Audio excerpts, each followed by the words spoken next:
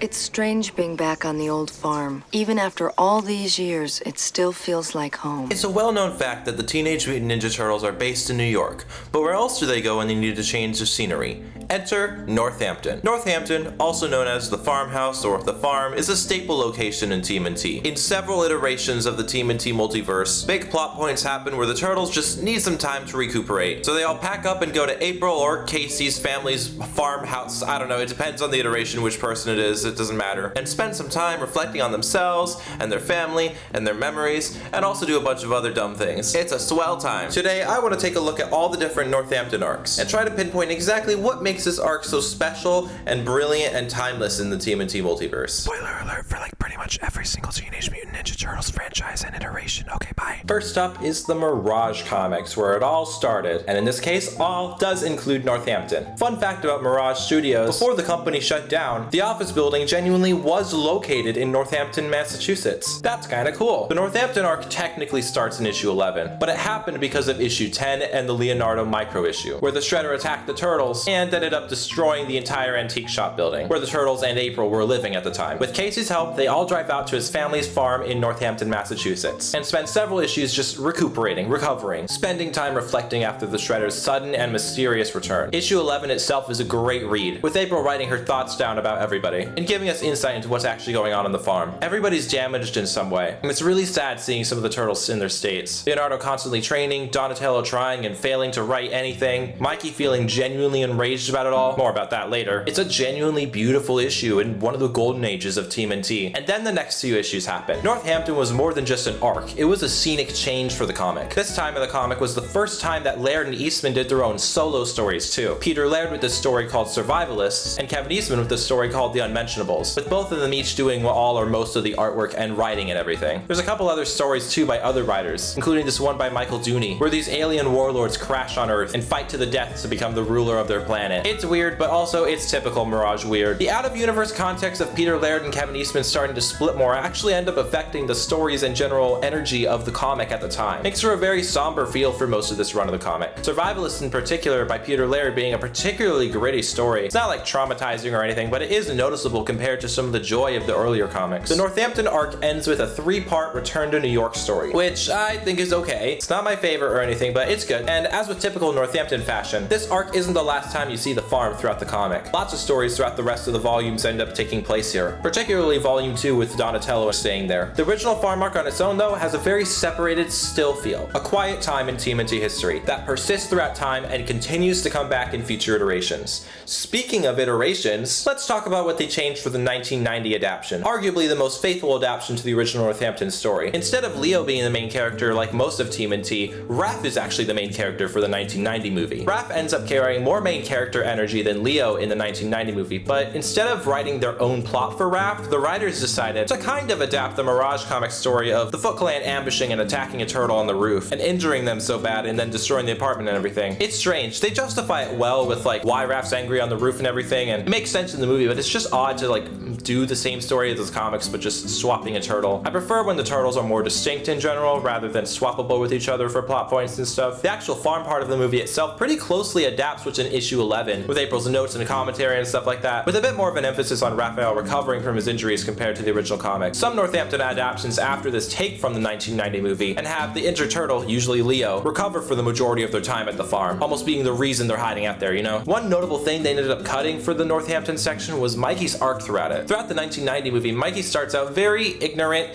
cheerful, almost in denial a little bit at points, especially about Splinter dying. But in the final cut of the movie, you see Mikey shed tears at the campfire seeing their father again. But there's also deleted scenes of Mikey like climbing onto the roof and like feeling rage and all this cool stuff, and they just cut it and have commentary make it be Raph instead, with the lighting making it look like the bandana's red when it's actually orange and it's Michelangelo's animatronic. It's a really weird choice. I wish they kept this original stuff in because I feel like it could have enhanced Mikey's arc more throughout the movie. Mikey's still my favorite 1990 turtle, but he could have been even more, you know? Despite the longer time to adapt any of the other stories in Northampton outside of issue 11 and then some of Return to New York, this is one of the closer Northampton adaptations to the original story. It's also just a really fun part of the movie. Casey cutting vegetables with a knife is something I think about all the time. Same with Raph lying dead in the bathtub. It has very good reaction image potential. When it comes to comic accurate adaptations, you'd think 2003 would be better than 1990 about this, but actually not really. It's actually more complicated than just one being better, because 2003 has strengths in different aspects. This is an interesting take on the Northampton arc and formula. The two-part Shredder Strikes Back episodes are extremely comic accurate, but the actual Northampton arc itself goes a bit different in the season 1. It only lasts 2 episodes, one being kind of serious, the other being a bit sillier and lighter hearted, and then it's over and they're already back in New York. This arc is a footnote in a really dense, long TV show, which is interesting when compared to how much time is originally spent in the Mirage comics. In typical fashion, Northampton does return though, with season 2 and 3 each getting an episode on the farm. While season 3 gets a full-on adaptation episode of the survivalist story, season 2 just gets a clip show, which is kinda lame, but there's some good moments in it. It's not just clips. Season 4, however, gets an entire second Northampton arc, with 3 episodes set at the farm after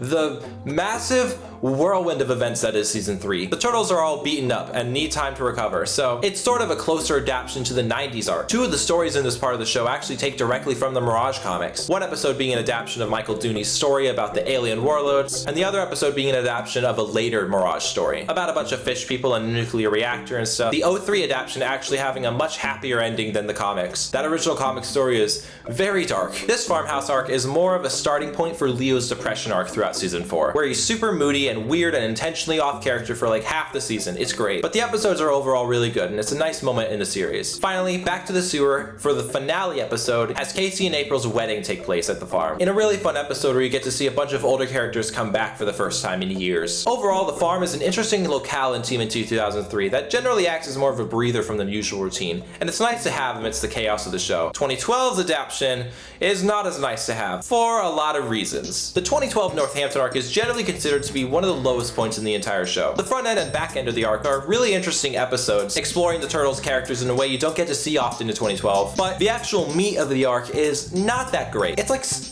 how many episodes is it? The arc lasts for 8 episodes, which is a long time, like a whole third of season 3. The overall story of TMNT 2012 comes to a screeching halt for this part of the series, and it's a really bad time for it to do that. After the season 2 finale, where Splinter is totally on his own, like in the sewers, probably going crazy, and Karai's been missing and they were looking for her for a few episodes before this, like it's just a bad time for this to happen. All these episodes also make an absurd amount of like movie references. Napoleon Dynamite's actor, you know, from the Napoleon Dynamite movie, appears and voices a frog character that is just Napoleon Dynamite. This guy is just Napoleon Dynamite. He just says Napoleon Dynamite quotes and does the voice. It's crazy. And there's an absurd amount of horror movie references throughout all these episodes, and it's just There's an episode where Mutagen possesses a car and it turns into like this demon car and it eats people and turns them into the car. It's weird and bad and I don't like it. And of course there's also A Foot Too Big, which is unanimously considered to be the worst episode in the entire series. Every other video talking about how bad April Tello is goes into this episode, so I don't need to rehash it here,